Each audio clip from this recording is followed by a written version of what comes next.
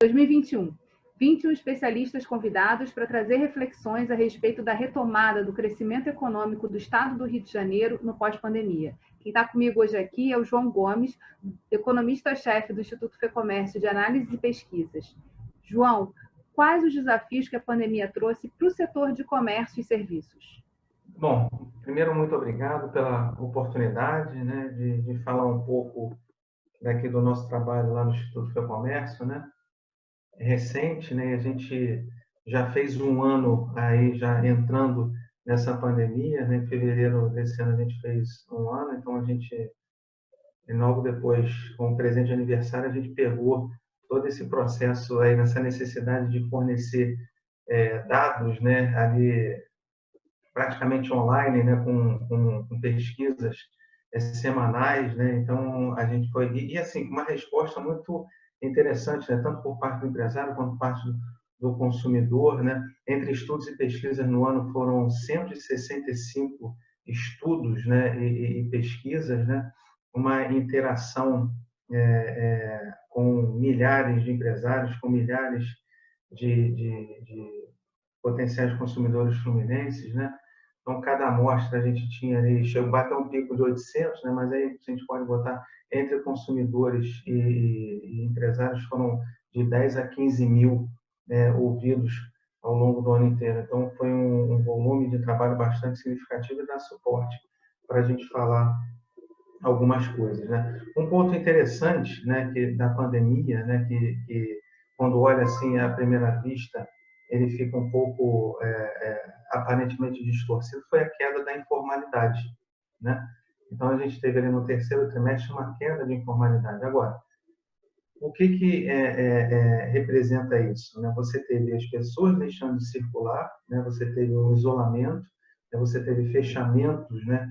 De pontos específicos, de circulação de praia, etc., né? Que tira, né? De fato, as pessoas da rua. Então, por conta dessa redução da força de trabalho, né? E depois também a entrada do auxílio emergencial, né? Ou seja, de pessoas ocupadas, mesmo que na informalidade, ou pessoas procurando uma ocupação, isso se reduziu. Então, por isso, essa redução da informalidade que a gente já começa a ver apontando novamente para cima. Nos últimos anos, né, pegando aí desde 2014 até 2019, no Rio de Janeiro, esse crescimento dessa informalidade foi 5 vezes maior do que o crescimento observado no Brasil, né? Então, assim, foi uma chaga, né, que ela veio aumentando com uma correlação com vários outros indicadores, e dentre eles a segurança, né, dessa correlação muito forte, né, entre o roubo, né, e a receptação, né, e a chegada ao consumidor final, né? Então isso teve um crescimento muito significativo. E agora nesse pós-pandemia, né, em que a gente teve um resultado, um fechamento muito agudo, muito intenso, né, de empresas, principalmente microempresas, né? Então, a gente começa a pensar o seguinte: para onde vão essas pessoas, né? Como é que elas vão sobreviver? Será que isso vai caminhar para o aumento da informalidade, né? Então, assim, saindo a questão do auxílio emergencial, saindo a questão dos anabólicos, né, que estão presentes na economia, que a gente volta a frisar essa sublinhação importante para o empresário, né? Essa parte do crédito, essa parte do auxílio, é importante, a gente vem comentando isso, essa continuidade para essa travessia que não acabou, né? A gente vai ter segundas, terceiras ondas, etc., na parte econômica também.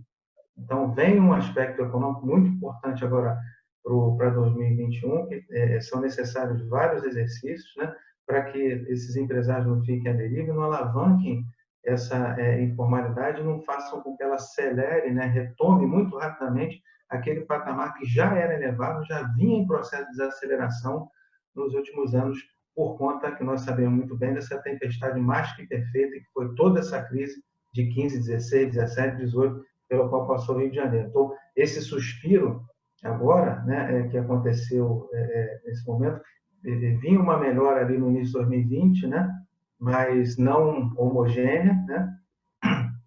E aí veio a pandemia, aí teve esse respiro agora, mas é preciso tomar muito cuidado para que esse respiro não seja o olho do furacão.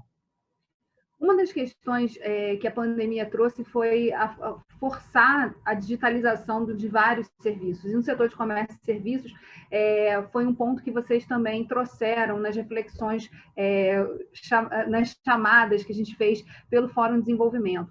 Como é que hoje você faria um retrato dessa situação? A gente assistiu essa questão da demanda por crédito, né, que no momento de crise ela não chegou na velocidade da pandemia e na velocidade das necessidades. Você aponta a questão da informalidade como também um jogo de espelho, aí, como um reflexo também de todo esse processo, diminui a informalidade por conta do auxílio, mas agora saindo do auxílio, tem outros desafios a serem trazidos para esse mercado. Mas, especificamente em relação às oportunidades também que a própria digitalização pode trazer para o processo, qual foi a sua análise, né, desse processo junto ao setor de comércio e serviços? Foi uma necessidade de sobrevivência, foi questão de sobrevivência. Quando se discutia, por exemplo, naquele momento mais agudo, né, que estava se pensando em, de fato, o lockdown, né, a gente diz o seguinte, olha só, se não forem permitidas as entregas, né, ou não for permitido o delivery, aí sim que acabou tudo. Então, assim, é final de tudo, é fim de carreira. Então, assim, a entrada, né, não vou dizer que forçada, né, mas uma entrada necessária no mundo digital para aqueles que ainda não estavam, né, foi uma realidade que bateu a porta de uma maneira muito forte, né? E pelas pesquisas que a gente observou, né, foram mais de 100 mil empresários entrando, né, ou fortalecendo esse meio digital. E as pessoas, né, por outro lado, aumentando, né, o volume de entradas pela compra através do e-commerce, né, ou entrando pela primeira vez, em torno de 1,5 milhão a 2 milhões de novos consumidores ou consumidores que aumentaram suas compras pela rede. Então, assim, é um movimento que já vinha acontecendo, né, mas ficava um pouco de dúvida, um pouco de receio, um pouco de medo, etc. Então, agora, isso aumentando, né, por conta da pandemia, né, certamente veio para ficar, porque a comodidade, aumento, pelo lado do consumidor, é uma comodidade que aqueles que não tinham visto, não tinham experimentado, quem está fazendo a venda, né, é mais uma possibilidade de alavancar, de pensar de uma maneira diferente. É óbvio que ainda precisa fazer ajuste, né, tempo de entrega, logística, etc. Isso é uma questão desde o pequeno até para o maior empresário que trabalha nessa linha. Em relação à questão do comércio de rua, né? Qual foi o impacto da pandemia? E dois, a gente viu o centro da cidade diminuir muito, quer dizer, em tantas atividades, muitos dos escritórios estavam ali concentrados, passaram a fazer serviço home office, e a gente vê que essa volta ela não vai ser na medida em que chegar a vacina. Pode ser que muita coisa mude nesse contexto da própria organização da cidade. Como é que vocês estão analisando esse processo, assim, de que forma o comércio está sendo afetado por essa mudança aí de utilização, né? E, na verdade, de geolocalização das atividades e dos serviços aqui no estado do Rio, na cidade principalmente? Isso de uma maneira geral, né, gente? Você viu, o IBGE mostrou 500 mil empresas fecharam completamente, né? E não vão reabrir. Aqui a gente estimou em torno de 40 mil empresas totalmente fechadas. Então, é claro que os maiores centros vão ser extremamente afetados. E você imagina, do que a gente já comentou, dentro desse processo de aceleração da informalidade que já vinha antes da pandemia e pode ser intensificado o ano que vem. Então, tem pontos, né, importantes, né, que para buscar essa retomada, para fazer um exercício fiscal no Estado, no país, para que você tenha margem para investimento, para que o governo possa ter ali condições de trabalhar. Então, assim, para essa volta, o importante é ir em questões micro, né? Por exemplo, facilitação dessas empresas que fecharam para elas reabrirem, né? Então, isso é importante, né, dentro do legislativo, né? Acredito que isso é um projeto de lei federal que vai passar para os estados como um todo. A gente até discutiu nesse Conselho de Combate ao Mercado Informal ontem na federação, né? E foi colocado esse tema, a gente vai acompanhar, tem que ver, de fato, o número direito desse projeto de lei, mas, enfim, é um ponto, é uma questão micro que pode ajudar nessa retomada, nessa volta, para reduzir burocracia, simplificar, ver a questão tributária tem que ser ajustada, porque como é que você pensa numa situação como essa, de uma falta de gestão fiscal, que está melhorando muito agora com a presença do Guilherme, né, na Secretaria de Fazenda, né, mas falando de uma maneira ampla, né, você pode pensar em ajuste através de aumento de carga tributária. Não tem como. O empresário não aguenta mais. Não tem como. Né? Ainda mais no Rio de Janeiro, que existem anomalias bastante específicas dentro das contas fixas, por exemplo. Né? Então, como é que fica isso? Né? Então, não tem essa margem. E lembrando, né, a principal chaga que eu venho batendo no ponto é a informalidade, e qualquer aumento de carga é o quê? Aumento de competitividade para o setor informal. Ele é um grande competidor do setor formal e, quando aumenta a carga, ele vai nadar de braçada. Beleza, meu produto está mais em conta, ele está mais competitivo. Então, assim, é um cenário, né, que tem a ver com mobilidade, tem a ver com gestão, tem a ver com segurança, tem a ver com a parte tributária, tem a ver com parte de despesa, tem a ver com tudo, né, para que você tenha um planejamento, de fato, do Estado de uma maneira sustentável. Só para você ter uma ideia, né, você vê, de 2002 até 2019, teve um crescimento de 4 para mais de 20 bilhões de despesas com inativos, aposentados e pensionistas. Então, como é que pode? Uma despesa de mais de 1 bilhão de crescimento por ano, né, de parte desse nível de despesa, está errado. Isso é um crescimento exponencial. Né? Também está sendo atacado, também foi observado pelo Guilherme, entendeu? Então, isso foi mais do que os investimentos que estavam direcionados à parte do governo do Executivo Estadual para a economia do Estado como um todo, que foi 900 e poucos milhões. Então, olha que distorção. Não faz sentido. Em relação à questão dos estudos e das pesquisas, né? De que maneira, você falou no início da sua colocação aqui, da quantidade de pessoas, de empresários ouvidos durante essa pandemia, né? Para poder fazer os diversos retratos e entender o que estava acontecendo ali naquele momento.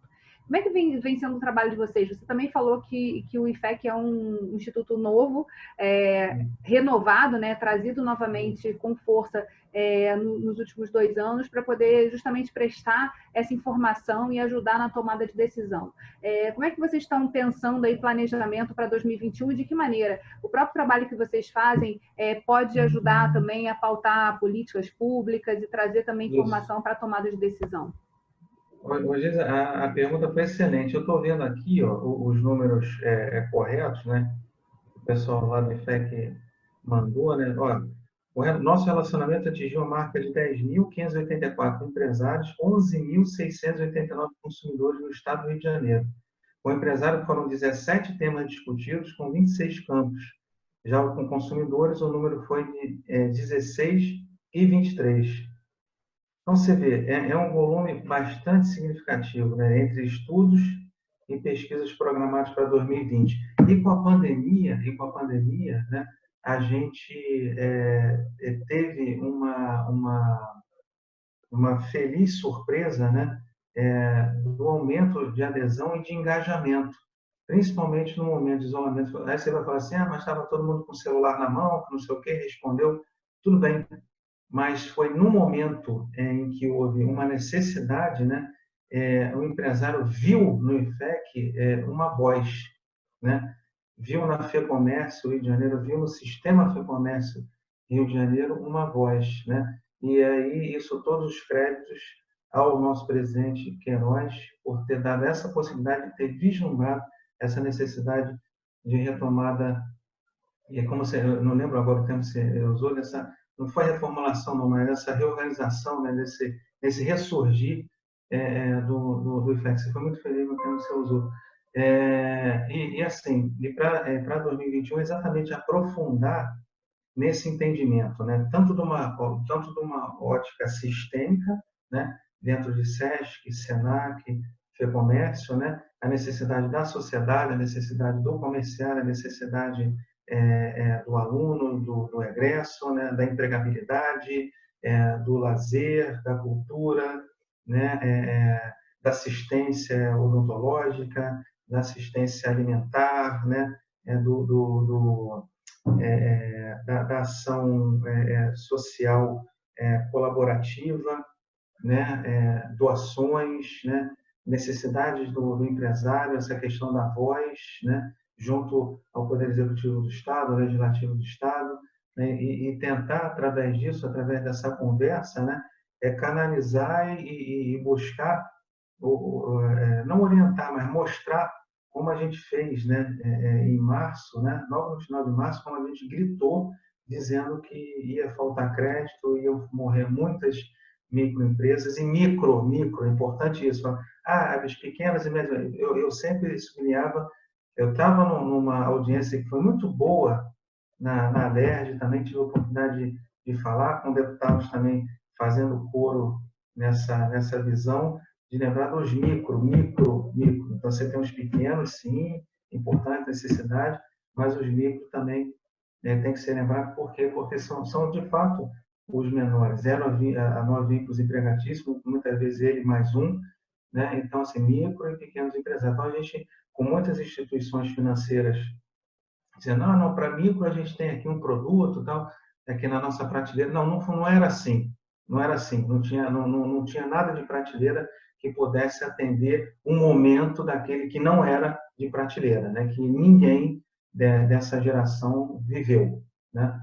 Então, Na assim, verdade, não tinha nem condição de oferecer qualquer segurança ou qualquer segurança, né, desse crédito, né? Não tinha o que oferecer, porque não sabia nem sequer como seria o dia seguinte. Então, garantias estavam desaparecidas porque a gente passa por um momento em que não há garantias de nada, né?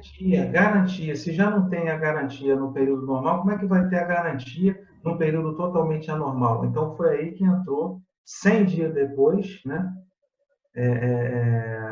Junto, né, com os bancos, a garantia, de fato, né, que foi o PRONAMP, para que pudesse esses recursos serem escoados, porque eles estavam não não eficientes naquilo que estava se propondo, né, porque tudo bem, a necessidade de custear salário é importante, tal, mas tinha aluguel, tinha fornecedor, tinham vários outros custos tão grandes quanto para uma realidade micro, porque não entendem a realidade micro. Então, a gente mostrou essa realidade, bateu o pé, gritou, demorou, mas chegou. Chegou em parte, é o que eu falo, tem que se manter isso continuado, porque o ano que vem, ele com certeza vem a segunda, a terceira onda e muitos exercícios precisam ser feitos. Você trouxe a questão da informalidade como um grande foco que precisa ser dado, justamente por conta do que o Estado do Rio de Janeiro já atravessava de desafios, né? Estando aí como quase, enfim, nos primeiros lugares em termos de aumento da informalidade por conta da crise que assola o Estado. Mas eu queria saber de você sobre essa questão do desemprego também, que é reflexo dessa crise, que é reflexo de para onde os informais acabam seguindo. Eu queria saber de você, assim, quais são as ferramentas hoje que a própria FEComércio e as diversas áreas de atuação que ela tem se usado, né, e principalmente nessa questão da escutativa, para poder reorientar a questão da empregabilidade, ajudar no processo de retomada e da abertura de novas vagas que vão ser necessárias aí para essa reconstrução da economia do Estado. Olha, o sistema como um todo ele já vem trabalhando nessa linha, porque o próprio Senac ele tem a parte dos cursos e tem uma empregabilidade bastante significativa. Então, tem o Clique Oportunidade, que faz essa interação entre o empresário e entre o aluno, né, que está saindo do curso. Então, esse encontro, né, já é uma prática do sistema e, com certeza, essa pandemia nos reinventamos para que o processo continuasse e não parasse, principalmente nesse momento agudo de crise e no que eventualmente possa surgir. E uma outra coisa importante é destravar isso tudo, né? Para que aquele empresário que tenha tido esse problema tenha tido que fechar a sua porta, né, que ele possa retomar de uma maneira rápida, de uma maneira sem burocracia e de uma maneira eficiente para que ele possa, né, conseguir tudo mais constante, né, ao longo do ano que vem, sobreviver. Mas isso vai passar por uma necessidade de uma reorganização do Estado, uma reorganização nacional como um todo, para que a crise não se assole principalmente para aspectos fiscais e derive em problemas que são macro, mas que atingem todo mundo, né? Questão de juros, câmbio, etc. Eu queria aproveitar esses últimos minutos da nossa conversa justamente para falar quais são, que receitas e que sugestões você traz em termos de ações que precisam ser tomadas, mas a gente também tem um processo de renovação nas cidades, né, ou reeleição dos prefeitos, e novas gestões chegando aí, que também podem trabalhar em parceria com o próprio Estado para poder avançar com a crise que está instalada e com os desafios todos que a gente já conversou até então. Na sua opinião, quais são os principais ações e projetos que não podem estar de fora, né, da agenda dos tomadores de decisão, dos gestores públicos, tanto estaduais quanto os municipais? Eu tive a oportunidade, que nosso presidente da FEComércio, o presidente Queiroz, nos deu de assistir uma apresentação do secretário de Fazenda, Guilherme Mercedes. Eu fiquei muito feliz. Muito feliz. Assim, vou para quase 2 décadas dentro da federação, né? Não de forma direta, que passei ali um períodozinho pela Fazenda do Estado, né? Como assessor do Júlio, né? Infelizmente nos deixou. Mas tive a oportunidade de ver essa apresentação e fiquei muito feliz, né? Que foi a melhor apresentação que eu vi, que eu tive a oportunidade de ver o secretário de Fazenda com um direcionamento claro, né? Você tem a questão da importância da observação de contas a pagar, você tem de restos a pagar, você teve ali um direcionamento claro na questão de despesa e na questão da previdência, está muito claro isso para ele, e na renegociação eficiente com os credores, né? E tendo análises técnicas, né, padrões técnicos, indicadores chaves, né, de observação, tudo técnico para ver quais são as prioridades, quais são as necessidades, e assim, perseverar nesses pontos, nessa organização fiscal, porque nem na economia mais simples, nem dentro da nossa casa, né, dentro da economia mais simples, dentro da nossa casa, até a economia mais complexa, não existe solução se você gastar mais do que recebe. Então, e se você gastar mais... mas aí tem países que têm 100% da sua dívida, 100% do PIB, 100 e tantos por cento. Sim, mas tem uma trajetória sustentada fiscal que passa exatamente por quanto você gasta e quanto você recebe. Nenhum credor vai olhar para você e pensar, beleza, vou investir em você se você não tiver uma trajetória sustentada, se não tiver uma trajetória sustentada com um volume de dívida elevado. Então, acho que é um caminho certo, acho que o Executivo está no caminho certo nessa linha econômica dentro da Fazenda. Importante também aí agregar a isso tudo a questão tributária, para acabar com essa anomalia, né? Aí não entra só a Secretaria de Estado, mas como também todas as fazendas, né, dos estados do Brasil inteiro, né? Então, isso também é importante, mas o caminho, acho que é esse do Executivo, e acho muito importante a LERJ legislativo, né, estar junto dentro desse processo para dar esse respaldo nesse avanço, que a gente sabe muito bem que principalmente a questão da Previdência vai depender fortemente do legislativo.